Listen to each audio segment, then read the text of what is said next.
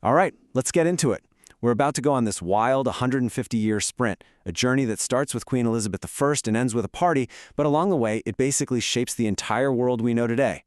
So here's our roadmap, our roller coaster track, if you will.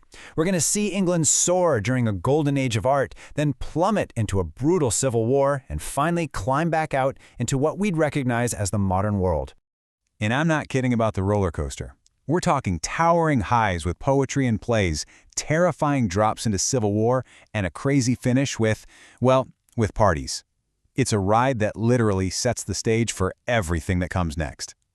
Okay, so every great roller coaster starts with that big, slow climb to the top, right? That's where we begin. We're at the very peak in what everyone calls the Golden Age, and it's all thanks to one person, Queen Elizabeth I.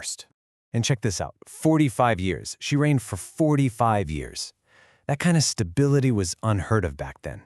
It basically put a stop to all the religious fighting and created this perfect calm, this fertile ground for art, and especially theater, to just explode. And that's how you get giants of literature. I mean, of course, you've got the big guy, William Shakespeare, leading the charge, but he wasn't alone. He was part of this incredible, buzzing scene of super smart writers who just completely changed the game for English drama. But, what goes up must come down.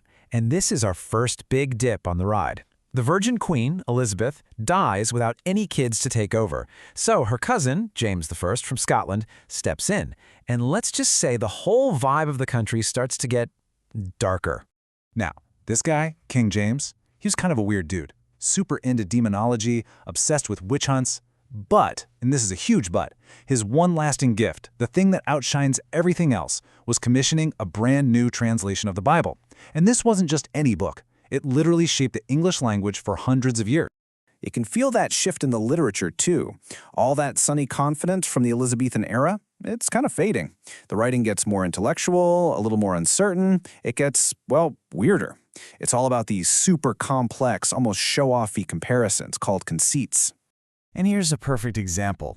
You have the poet John Donne comparing the souls of two lovers to a compass, the kind you use in math class.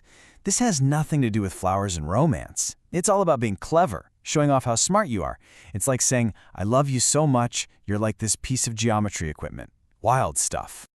All right, brace yourselves, because things are about to go from weird and intellectual to an all-out breaking point. This is it. This is where the roller coaster car tips over the edge and just plummets straight down into open conflict. And at the very heart of this mess is the new king, Charles I. This guy truly believed in something called the divine right of kings. Basically, he thought he answered only to God, not Parliament, not the people, nobody. And that belief? It's about to set the entire country on fire. So the country literally splits in two. You've got these two teams. On one side, the king's crew, the Cavaliers. Think long hair, fancy clothes, and a live-for-the-moment kind of attitude. On the other side, the Roundheads, Parliament's guys. They were Puritans, super serious, plain clothes, and they believed society needed a major religious detox. Well, that kind of tension can't last. It finally just explodes into a full-blown, brutal civil war. And it ends with something that, to people at the time, was just unthinkable. They put their own king on trial, and they chopped off his head. So, the king is dead. What now? England enters this really strange, really radical new phase. It's led by the military general Oliver Cromwell. And on our roller coaster ride, this is that part where you go into a long, dark, quiet tunnel. And when I say dark and quiet, I mean it. To the Puritans who are now in charge, acting was just lying. And theaters, they were basically dens of sin. So you know what they did? They shut them all down. For almost 20 years. No more plays at all. Life got super strict. They even banned celebrating Christmas. Can you imagine? But here's the twist. This incredibly serious, no fun allowed era gave us two of the most important works of religious literature ever, Paradise Lost and The Pilgrim's Progress. Okay, but people can only take so much of no fun allowed. After about a decade of this, everyone was just over it. So they did something crazy. They invited the son of the king they executed, Charles II, to come back and take the throne. And here we go. This is the final, thrilling launch back up into the sunlight on our ride.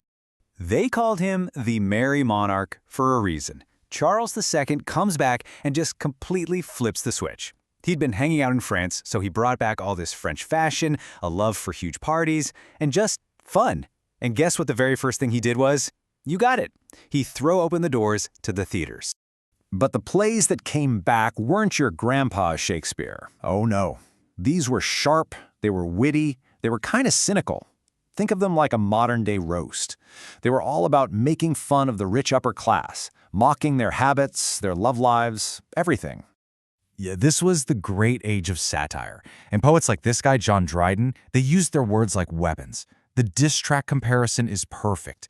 He would write entire poems just to absolutely destroy his rivals in public. It was savage. And amidst all this partying and roasting, something else really important is happening. You're literally watching the foundations of our modern world get built. Science and reason become a huge deal with the founding of the Royal Society.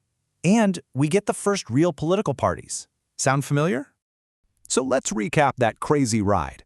We started in a golden age of drama, dipped into this period of doubt and anxiety, plummeted into a civil war, crawled through a dark tunnel of Puritan rule, and then shot right back out into this big party celebrating wit and reason.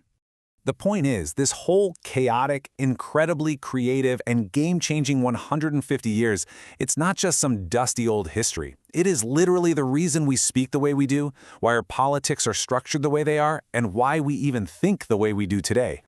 So I'll leave you with this question.